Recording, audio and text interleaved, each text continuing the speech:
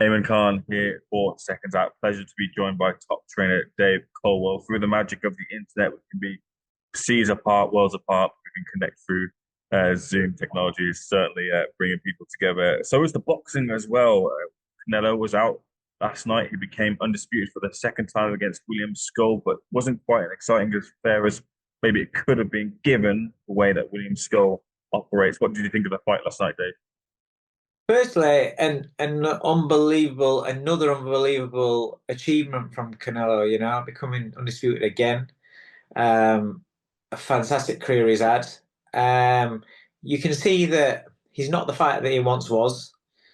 And opponents wise, I think if you're going to look at Skull, then you kind of know what you're going to get. And the styles just didn't match. But he had to get him to get the belt. So the fight had to happen. But yeah, it didn't make for a great fight, did it? Canelo these days, his mobility and the pace that he boxes at, it allowed his opponent to be able to run, hit, and move, or shadow box and move, and do what he wanted to really. Yes, when Canelo was being implored to start putting some work on him in the latter rounds, then you saw some better shots landing, probably the right hands to the body, maybe a little bit more often towards the back end of the fight. But yeah, it wasn't great, but he got the win and is undisputed again. The fight that we were all expecting to happen, the rumor mill was obviously circulating around. Terence Crawford challenging, coming up to take on Canelo Alvarez. That's now materialized. Both of them face off after Canelo's win over William Scull. But just in that immediate face off, did you take much from it in terms of the size difference between the two of them? Because that's going to be one of the factors that played a part in Eubank Jr. versus Benn recently. How much does it play a part in this pound for pound clash? Well, I've thought right from when this match was made, I think Crawford's got the style, along with how Canelo is these days. He's got the style to pull this off.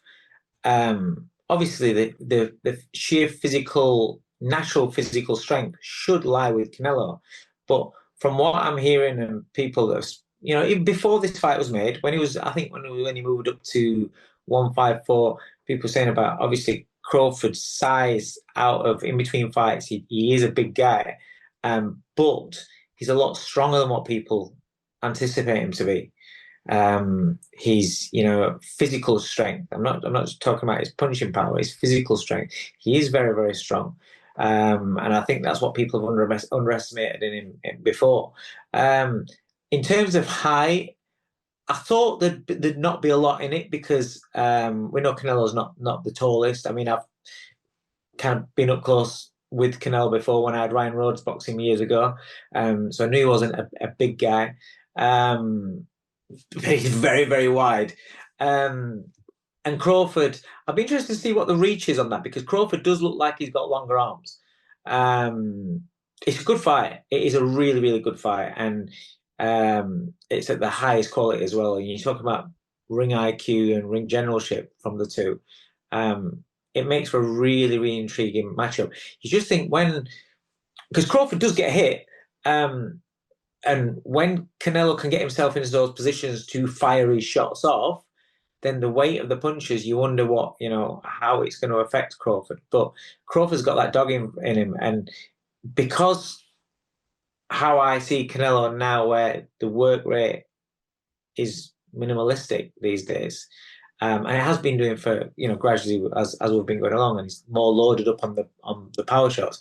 I think Crawford's boxing ability and smarts could negate some of those. His toughness, when he gets caught with the odd one, can get him through, the following attack or get him through unless it completely scrambles his senses, can get him through the next few seconds to get back to his boxing and his mobility and his trickery.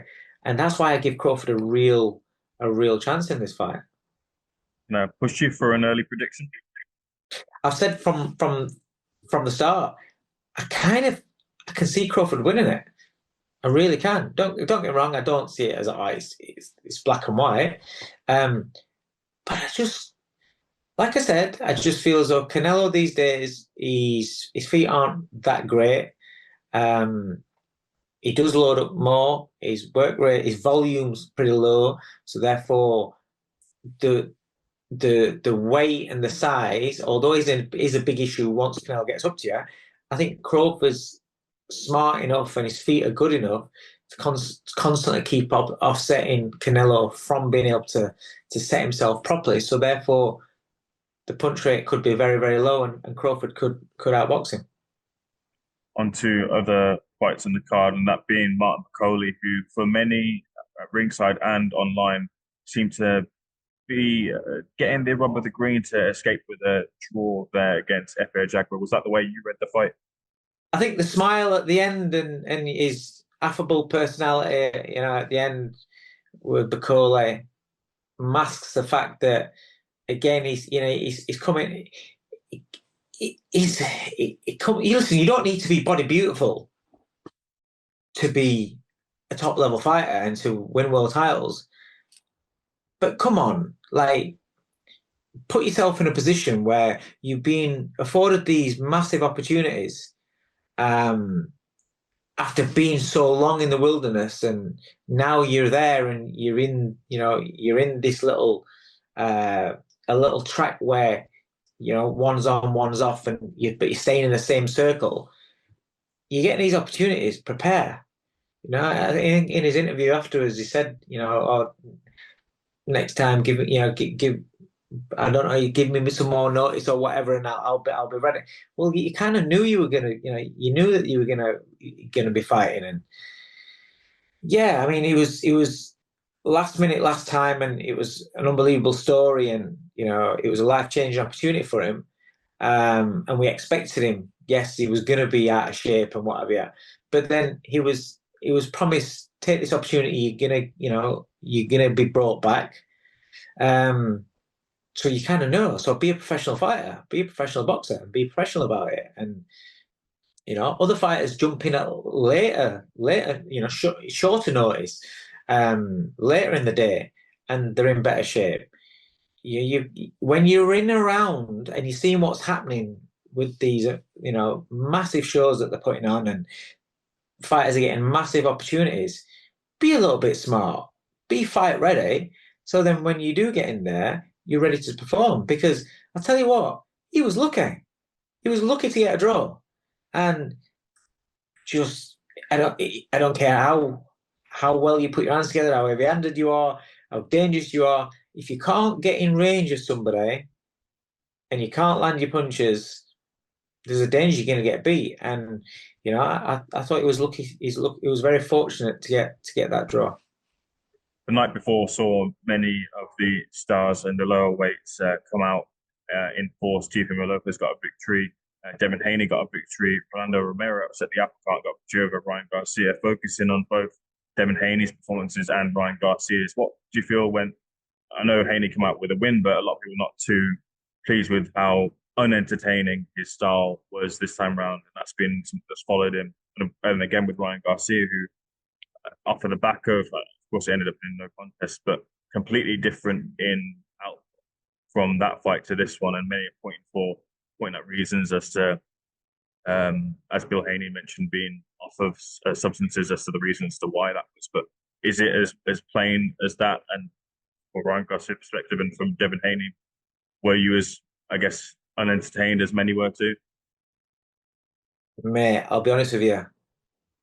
I switched off round 8 of Devin Haney, and I thought I'll catch up with it in the morning. So I watch it as live because normally now, especially when I'm up in the next morning, it's very rare that I'll watch a fight live. I'll get up an hour or so earlier, a couple hours earlier in the morning, and just watch them from the morning. It feels like I don't take it out of me like staying up through the night does now. But with that, there was that much intrigue about the New York card, and so I thought it didn't seem that late. I didn't think it was going to be that late. It wasn't that late, so I stayed up until round 8. of Haney, and I was like, this is just not worth my time. It's just not worth me being tired in the morning. It's not worth it at all. He it's super talented, super confident when he's speaking or when his dad's speaking for him. But when he got in there, he fought like a guy that was absolutely petrified. It's not about boxing. He was petrified. You know, I watched him and I'm thinking the first 2 rounds, I thought he's probably watched Ray Leonard against Duran in the second fight. Leonard used a lot of movement in that second fight, but he was throwing hands. He was throwing combinations, and when he settled his feet, he'd let these shots go, and he was absolutely brilliant. Haney was doing the movement, but he was so jittery and so scared. But he weren't letting his hands go, and it was terrible. To try and balance that up a little bit, he just got absolutely viciously brutalized in his previous fight. So what that does is obviously puts a lot of demons into your head. So you've got to give him that and say, I understand that. You can't polish a turd and tell people that what you saw was great, because it wasn't. It was bad. For an elite level fighter especially. Don't forget, what makes these fighters elite level and top line isn't just the ability, it has to be the mentality as well. That they get beat or they have rough nights and they're shocked, and then they come back and they deal with that. But he looks so fragile mentally that that's not part of an elite level athlete's mental makeup. That puts him on all right, he might have the talent, but he ain't got the mindset, because it's completely rid him of all confidence on that night. And without being unkind, he had an opponent in front of him where they got him a guy that should cater for him to have some confidence when he's in there. He's not a young, fresh killer. It's a fighter that's not at his best. So, they kind of almost half looked after him and thought, okay, you'll be all right with that one. But he still was petrified. And I thought I was really disappointed in it. I was really disappointed in it. And yeah, he can't even say anything about anything else, because his own performance was, when you're trying to shout and scream as though you're, pound for pound and you're this and you're that, you can't box like that. It's different to some kid that's coming through, or some a champion that knows that he's not the elite, but he's grateful for being a champion. It's different, But when you're top, and you're talking to people about pay-per-view numbers and how much you're earning and this, that, and other, and yeah, you got to be a little bit different to that. How about Ryan, who said he's got to do a lot of soul searching after this? You know what, Ryan Garcia, going into the fight, I thought Rolly Romero was a live dog in this fight, because he is live. He does come to bang you out. A little bit wild, a little bit erratic, and I thought that was a good fight going in. I thought it was a potential banana skin going in, but what I didn't count for was just the blatant hesitancy of Garcia, and just unwillingness to let go of his hands. He's got these assets, rapid hand speed. He's got a good long jab. He's got a whipping left up, brilliant, and he's even got a nice right hand. We didn't really see any of it. We didn't see any of it. And you then have to look at it and say, look, at the end of the day, when he's full of confidence and supreme ego and bravado, and then goes out there and lets his hands go with pure confidence, and is that because of the peds? Because he's been busted for peds, he's come back and it looked like a kitten in comparison. That confidence that these people are gaining, when they know they're taking a little bit of something, or it's, stripped away from them, and the performance ain't quite the same. It happens over and over again when a fighter gets busted, comes back, does not look like the fighter that he did when he was on. So he performed as he did, and he got beat. And listen, balance it out again. The way that we responded to that was, didn't scream and kick up a fuss and cry about it. He took it like he should do. He took it like a pro.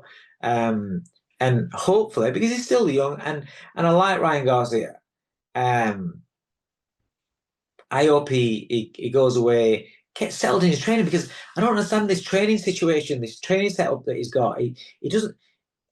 There seems to be too many. Oh, should I be with Derek James, or shouldn't I be? There was a bit of footage where everyone thought he was back with Eddie Reynoso, and so he needs to be settled, and he needs to be with a coach where he's going to listen to, because he's so marketable. He ticks a lot of boxes, but he's got to get the fight side right. He's got to be back on track. But also, I think I understand what he's saying, where he said, for him to be back boxing was a big thing for him because of where he was. Before his last fight, we thought he was completely gone. And going into the fight, I was like, I don't like the fact that he's going to fight. I don't feel as though he's mentally stable enough. I've done interviews before that fight against Haney where I was very, very worried about his mental state. And then obviously it kind of gets forgotten about when he goes in there and performs like that. But he even said it at a press conference. He's got all different personalities, and so I want him to be number one in the best place he can be mentally, and if he can do that, then get his setup, in terms of preparation right, and then give it a really good.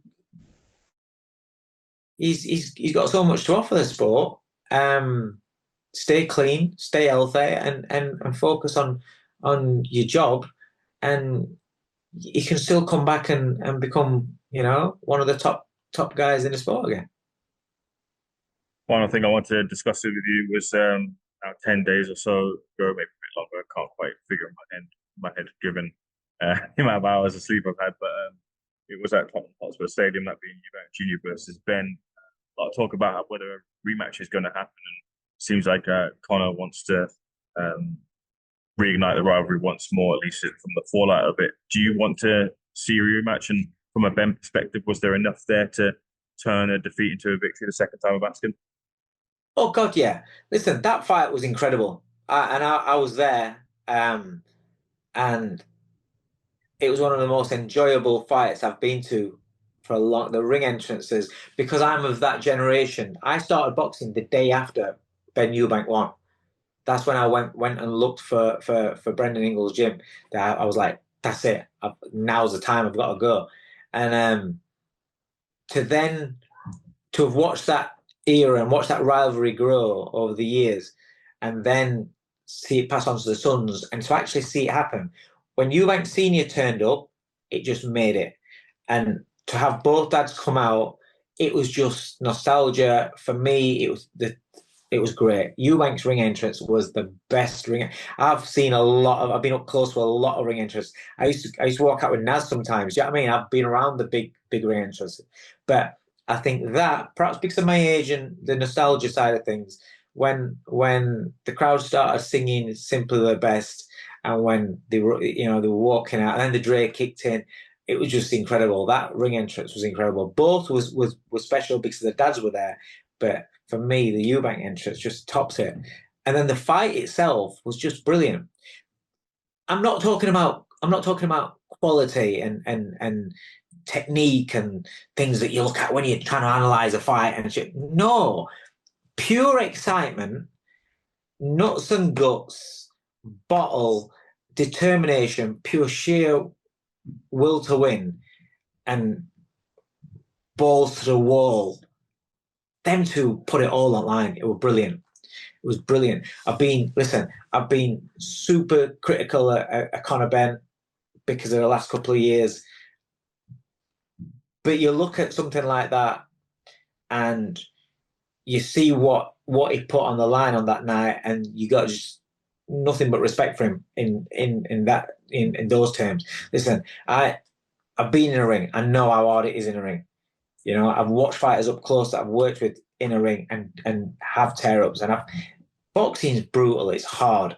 And then when you see what those two put into that, you could see obviously Benn's much smaller man. You know, you can see that. But the weight for me not killed, but took away Eubank Jr.'s legs.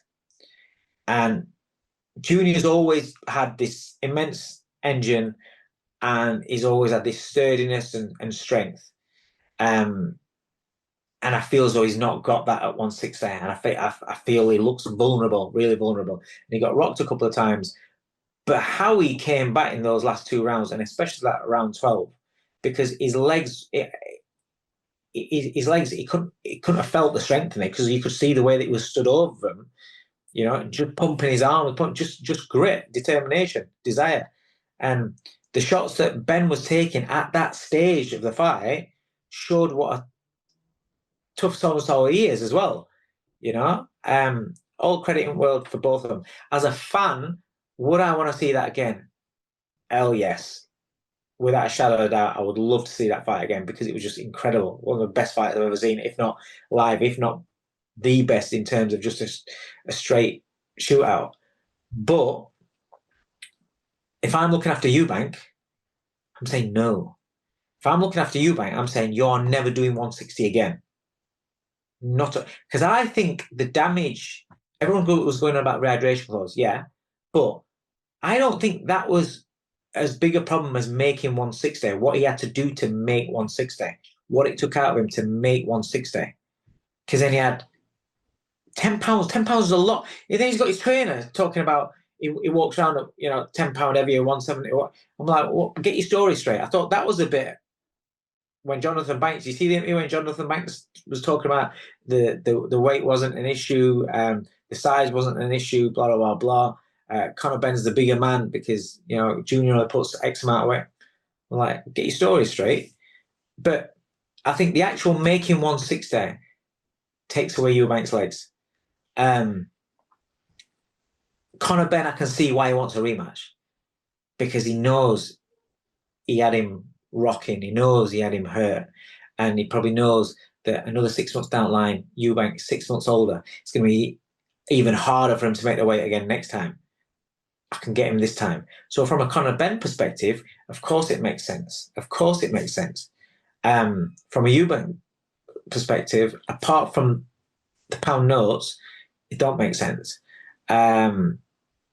Either way, both of them, the stocks have risen. You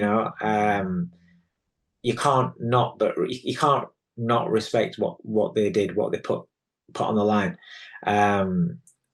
And you saw reception, that Conor Benn's had out in New York. It's one of those where you get beat, but this is what's great about boxing. If you give your best and you get beat, it doesn't matter. You can learn from it, come back and be better. For too long, people, as soon as you get beat, people want to write you off and say you're shit and you're never going to do this, never going to, and then promoters kind of like bin you off and lose faith in you. This is how boxing should be. If you put on a great fight, give the fans what they want to see, and you get beat, doesn't matter. Come back, let's go again. Very final thing. Danny Flexen spoke to Eubank Jr.'s manager, Napa, and he said he had interest in 2 fights, one of them being something Chris Eubank Jr. said is a slicer, Canelo Alvarez, and Canelo said he wants to fight in the UK, so looking for that UK opponent.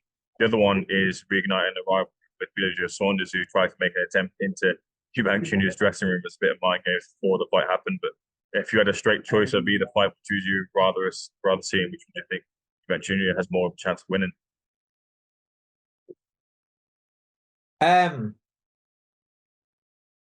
I think I'd rather see. All right, what I think is probably more realistic.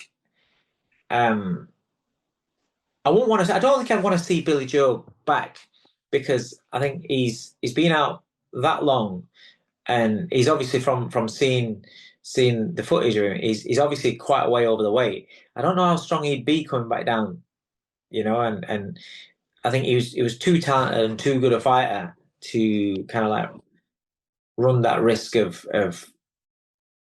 coming out of retirement and things like that. I've always thought whenever Eubanks shouted off about Canelo, I was like, no, don't get me wrong, I don't think he beats him, but I've kind of warmed to him because of the build up, how he was in the. I thought it was fun to watch, in the build up for the both Benn sort of like build ups and dates. But then obviously to see what he put himself through for the fight itself. I just got so much respect for him for that 12th round as well. Honestly, I can't believe how he dragged that out of himself, because he looked all spent and done, and then he came back in that 11th, but then that 12th he completely emptied the tank. And I kind of think to myself, do you know what? Get your big payday against Canelo. Get your big fight against Canelo. The one that you've been wanting. I know he wanted to chase Golovkin for a lot, but thankfully he never got that, because that'd have been, yeah. But yeah, get your shot against Canelo and then ride off into the sunset. He's 35, he'll be 36 probably by the time he fights again. Yeah, so why not? Canelo wants to fight in the UK. After the Crawford fight, then why not? Maybe Eubank gets his wish, because it's certainly now he's done that with Benn. I'm not saying that beating Benn welterweight / light middleweight qualifies you to fight Canelo Alvarez. I'm not saying that, but what I'm saying is I wouldn't mind seeing it now, because he's earned his dues. He has had tough fights with people like your Groves, your Gales, and people. He has had tough fights, and he has proved that he's. One thing that I'll say about both Benn and Eubank is juniors is that when you come from that background and when your dad's that famous, legendary, and successful, the pressure that you have is unbelievable. None of us could ever comprehend that sort of pressure. Do they invite a lot more pressure because of the personalities? Yes, of course they do. But the actual dedication and discipline, when you've got that kind of money, that kind of wealth, that kind of don't really need to do fuck all, to get up and live the life of a boxer, that's special, that is. And so I kind of think, you know what, crack on, and I wish you all the best. Get what you want out of sport. So for Eubank, if that's what he's wanting in the Canelo fight, then I'll be happy to see him get it now. Only took Lennox Lewis to convince Senior to let him have a go at the boxing. That clip was circulating around. It's good, wasn't it? Yeah, I saw that. Dave, much appreciated. Thank you for your time and your insights. Appreciate you speaking to Seconds Out, and I'll catch you very soon.